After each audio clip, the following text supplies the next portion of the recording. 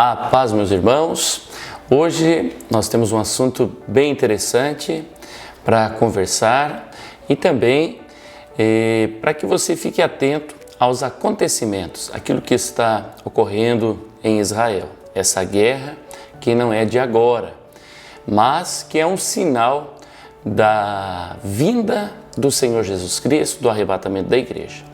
Aqui atrás você pode ver que nós temos esse quadro, que é um quadro, é uma foto na verdade, da esplanada em Jerusalém. Esse é um quadro que a gente é bem conhecido e a primeira vez que eu tive contato com um quadro desse foi em 1982, quando meu tio voltou de Israel e trouxe um quadro desse para o meu pai, e aquilo me chamou muita atenção, porque ali estão lugares que a gente lê na Palavra de Deus, que a gente lê na Bíblia, e a gente se emociona vendo esses lugares que comprovam que a Palavra de Deus, a Bíblia, não é uma história da carochinha, não é uma invenção que saiu da cabeça de alguém. São lugares reais, pessoas reais que viveram, que fizeram parte da história. E essa história comprova o que a Bíblia diz e também aponta para o futuro das coisas que hão de acontecer. E depois eu ganhei esse quadro aqui também em 2017 da nossa querida irmã Doris, que foi para Israel e trouxe para a gente, e eu fiquei muito feliz. E agora, em 2018, a gente teve o privilégio de estar lá, conhecendo todos esses lugares pessoalmente e a nossa mente sendo ampliada no conhecimento das coisas que diz respeito ao que aconteceu, está acontecendo e irão acontecer. Também, agora para novembro, estava marcada a nossa viagem, o nosso retorno para Israel. Porém, com a guerra, com o que está acontecendo, a gente nem sabe direito o que vai acontecer. Se nós vamos conseguir o reembolso dessas passagens, ou se nós vamos jogar para frente aí na esperança que cesse essa guerra. Amado, sem mais delongas, a gente vai entrar na palavra. A palavra fala sempre do Monte das Oliveiras, onde Jesus ia orar com seus discípulos.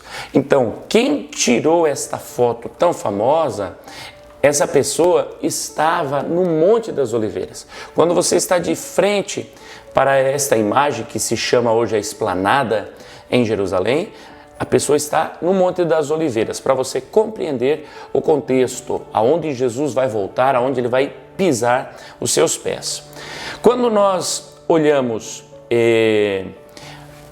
do Monte das Oliveiras para a esplanada, você está olhando para o ocidente. Grava isso. Se você estiver no Monte das Oliveiras olhando para a cidade, você está olhando para o ocidente. Se você estiver na cidade olhando para o Monte das Oliveiras, você estará olhando para o Oriente. E isso é importante você gravar no teu coração, na tua mente, porque faz parte da profecia bíblica de Ezequiel. E quando você olha de frente, então você vai ter para o lado esquerdo e para o lado direito. Para o lado esquerdo você tem o sul, para o lado direito você tem o norte. Agora, quando nós olhamos aqui para esta mesquita, chamada Mesquita de Omar, então é importante que muita gente ainda confunde que isso aqui seria o templo de Salomão ou algum início de reconstrução. Não, esse aqui é uma mesquita hoje e ela foi construída 691 depois de Cristo. E porém ela não está exatamente no lugar onde foi o Templo de Salomão, segundo alguns estudiosos. Segundo alguns estudiosos, ela está um pouquinho à esquerda. E isso é importante porque ela não está em linha reta com a chamada Porta Dourada. Eu sei que talvez seja muita informação, mas devagar a gente vai compreender todo esse contexto para você ver como é linda a história, como a Bíblia mostra o passado, mostra o presente e mostra o futuro também. Para título assim de informação, dentro desta mesquita há uma rocha, porque aqui é um monte, eu já vou te falar o nome desse monte. Essa rocha que está aqui, os muçulmanos creem que Ibrahim, é como eles chamam Abraão, sacrificaria Ismael. Mas nós sabemos que isso não é verdade. Aqui, na verdade, Abraão iria sacrificar o seu filho Isaque a pedido de Deus, mas Deus, na verdade, estava provando a fé de Abraão. Então, essa rocha que está aqui dentro, acredita-se que era, assim, o local aonde Isaque seria sacrificado. E como eu falei para ti, os teólogos, os estudiosos creem que a mesquita não está exatamente na posição do templo. Vamos gravando essas coisas. E também a mesquita Al-Aqsa fica mais ao sul. Quando você olha aqui, ó, você vai perceber que existe uma mesquita com um domo cinza, prata. Essa mesquita é bem menor que essa, mas ela também é um local muito importante e nós vamos estar aprendendo que lugar exato é esse daqui, tá certo? Vamos para frente aqui. Eu vou seguindo a minha colinha aqui para poder ficar dentro do tempo. A palavra do Senhor fala do Monte Moriá. Esse Monte Moriá é o local onde o rei Davi comprou aquela terra do Jebuseu para prestar um sacrifício ao Senhor, né? O Jebuseu Araúna. O Araúna queria doar a terra, doar os bois, a lenha para o sacrifício. O rei Davi não aceitou. Então, esse lugar chamado Monte Moriá. Aonde fica esse Monte Moriá? Ele fica exatamente aqui. Você já vai entender. Eu fui meio rápido aqui na câmera, nós já vamos voltar lá. Olha só, o rei Davi, ele governou de 1010 a 960 a.C. Porém, muito antes disso, nós estamos falando de milhares de anos. O povo de Deus já estava por aqui, já estava nessa região. Abraão já estava nessa região. Então, os rabinos, os mestres, eles creem que o mundo foi fundado aqui, deu-se início aqui. E se não foi exatamente aqui, foi nessa região, com certeza. Vou falar contigo também sobre o pináculo do templo, que é a esquina sudeste do muro. Essa esquininha que você está vendo, quando a palavra diz que Satanás levou o Senhor Jesus ao pináculo do templo, quando ele estava sendo tentado pelo maligno, é exatamente neste lugar. Esse muro já faz parte da nova construção.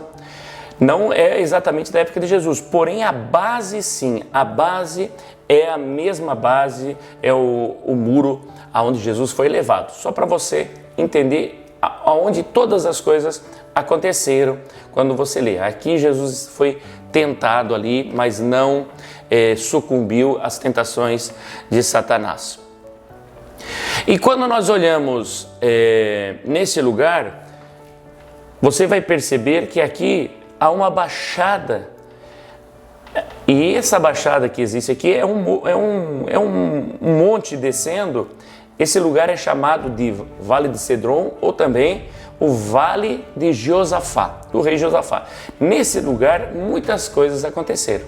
Aqui no Vale de Josafá existe até hoje, eu creio que é um novo monumento, mas é no mesmo lugar, um monumento a Absalão.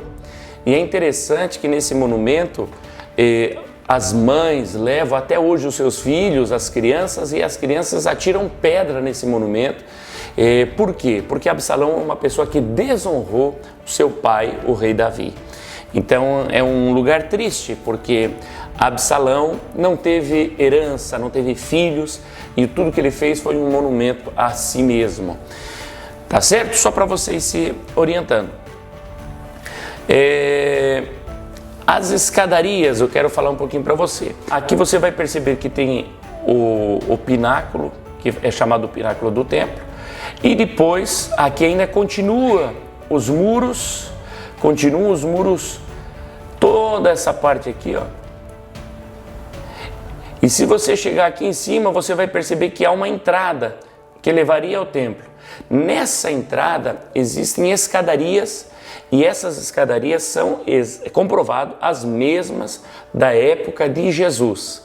Você vai andar por cima dessas pedras e aonde Jesus caminhou. Ali existem muitos arcos, é um lugar maravilhoso, e muitos tanques de água, aonde provavelmente Pedro ministrou a sua primeira mensagem, a sua primeira pregação com poder e autoridade ali, já cheio do Espírito Santo, e quase 3.000 almas aceitaram a Cristo como Salvador e também desceram as águas nesse lugar. Então, a história ela é revelada, ela está lá para comprovar que todas as coisas que o Antigo Testamento e o Novo Testamento relatam são histórias reais e verdadeiras. Glória a Deus. Vamos para frente aqui um pouquinho. Ali nesses tanques também aconteceu, com certeza, através de Pedro, o primeiro batismo da igreja cristã, né? Porque quem batizava antes era João Batista, mas ainda não era a igreja cristã. Há 3 montes sagrados em Jerusalém. E os 3 principais montes que eu quero falar contigo: Monte das Oliveiras, o Monte Sião e o Monte Moriá. Então, o Monte das Oliveiras é aquilo que eu já falei para você. Provavelmente você vai ver agora uma imagem do Monte das Oliveiras. Quem estiver no Monte das Oliveiras, olhando para a cidade, está olhando para 2 montes também. Um deles é o Monte Sião, que é este lugar aqui, onde está essa mesquita com esse domo prata. Aqui é então o Monte Sião. E aí nós olhamos para o Monte Moriá. É exatamente essa parte aonde está o Domo da Rocha.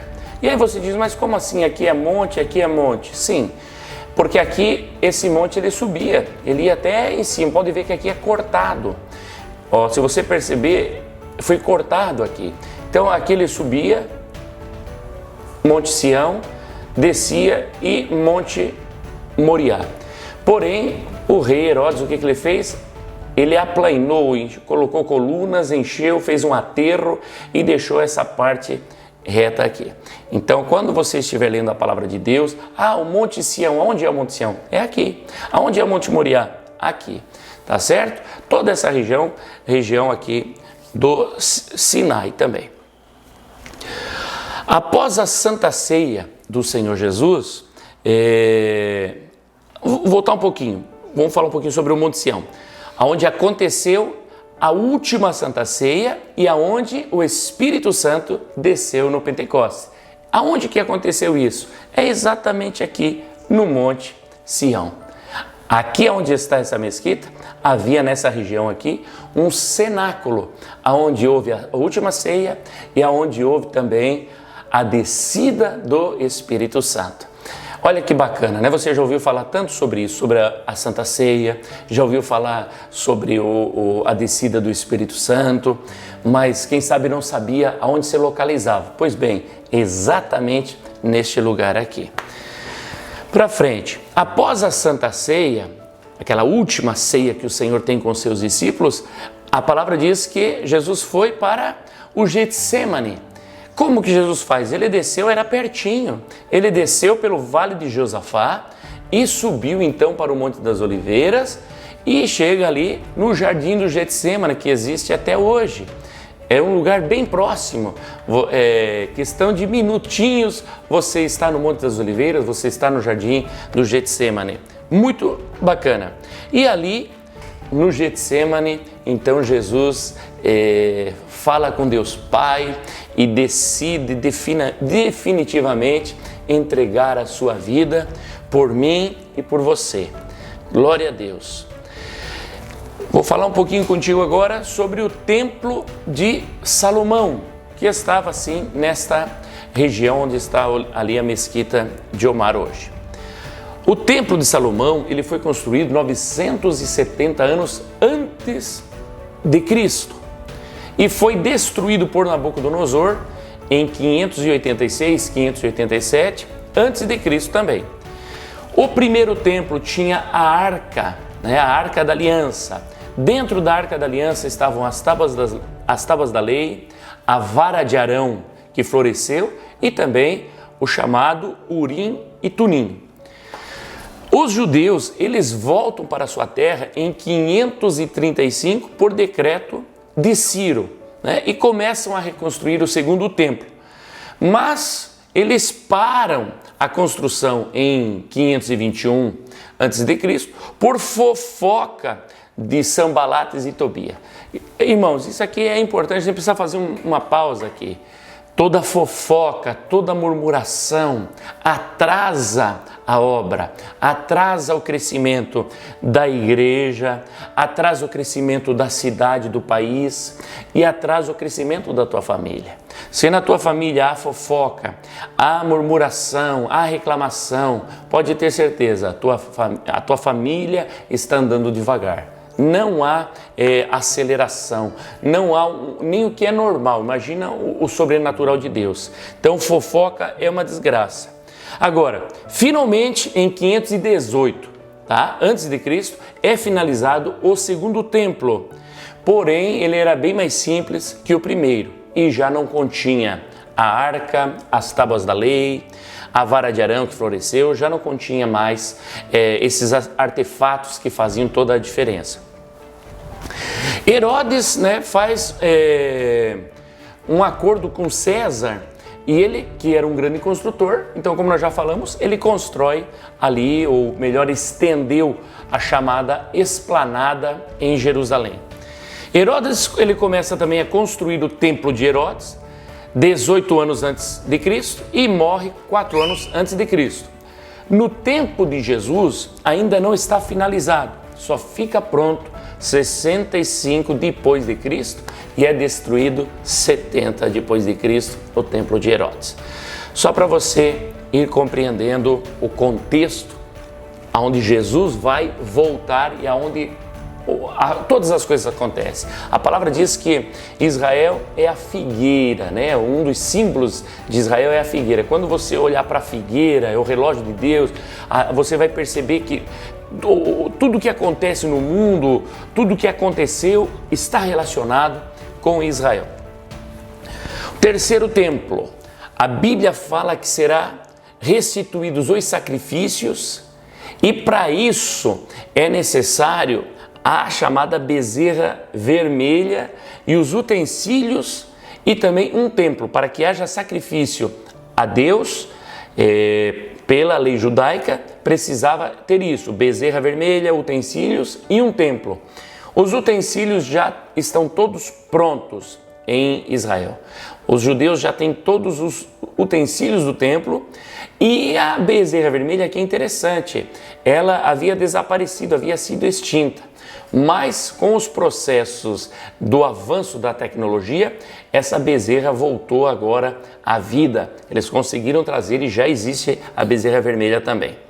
Agora, alguém diz assim, mas será preciso derrubar a mesquita? Essa que você já viu, a mesquita de Omar. Será preciso derrubar ela para reconstruir o templo de Salomão, o terceiro templo, para que os judeus possam ali então adorar a Deus? Se isso acontecesse, alguém diria que vai acontecer a Terceira Guerra Mundial. Agora presta atenção. Eu tenho certeza que você talvez seja muita informação de uma vez, mas você vai gravando, assiste de novo e você vai compreender muito bem a palavra de Deus. Eu vou falar contigo, vou dar uma pausa aqui na construção do terceiro templo para falar contigo sobre a Porta Dourada. A Porta Dourada, se você perceber esse muro aqui, que é o muro das lamentações, faz parte do muro das lamentações, olha só, aqui nessa parte nós temos um portão, um pórtico gigante, porque aqui parece pequenininho, mas é algo enorme. Esse portão está fechado, aqui embaixo eu tenho uma ampliação desse portão aqui. Pode perceber que ele está fechado. E aí, por que essa porta está fechada? Esse portão, ele dá em linha reta ao templo de Salomão, mas com a mesquita ele não está exatamente em linha reta. E isso é muito importante. Tá bom? Vamos gravando isso aqui. Olha só, olhando do Monte das Oliveiras para a porta, pela porta dourada, o caminho levava direto em linha reta à porta do templo. Então, quem estava aqui no Monte das Oliveiras, se o pórtico aqui, o portão estivesse aberto, você veria lá dentro, e esse caminho levava até a porta do Templo de Salomão. Tá certo?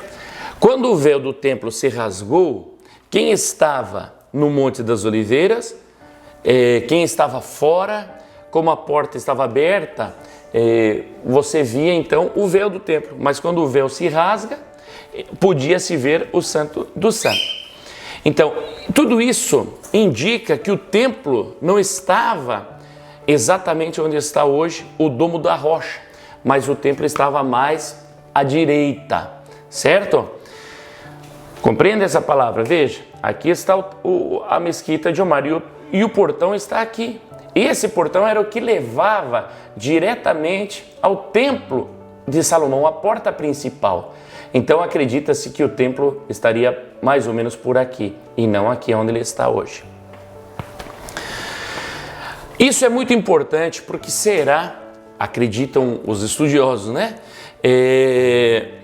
O ponto aonde será firmado o acordo de paz que o anticristo fará com o povo de Israel, com os muçulmanos e os cristãos. Por quê? Os muçulmanos, eles adoram, eles cultuam na sexta-feira. Os judeus cultuam no sábado e os cristãos cultuam no domingo.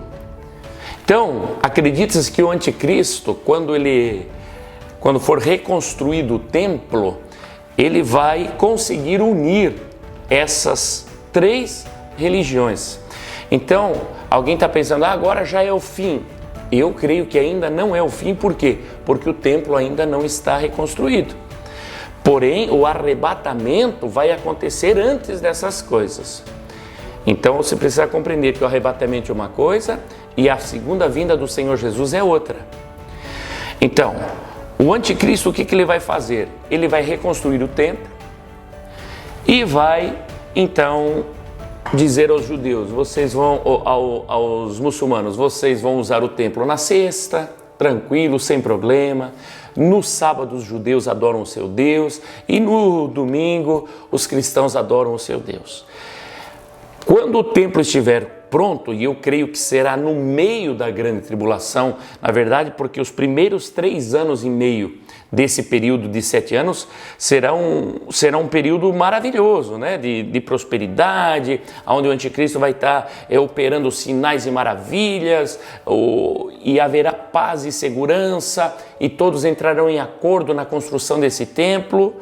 E aí, o que vai acontecer? Quando o templo está pronto, o anticristo vai dizer assim, só que agora vocês não vão adorar o Deus de vocês, vocês vão adorar a mim. E aí a palavra diz, quando você vê a besta, o homem iníquo, o perverso no templo, sentado para receber adoração, ali é ponto-chave onde haverá repentina destruição. Por quê? Porque o anticristo, ele vai querer ser adorado por esse povo todo. Os muçulmanos vão aceitar, com certeza, adorar o anticristo, e os cristãos que não subiram no arrebatamento, que são os mornos, essa gente também vai aceitar adorar o anticristo.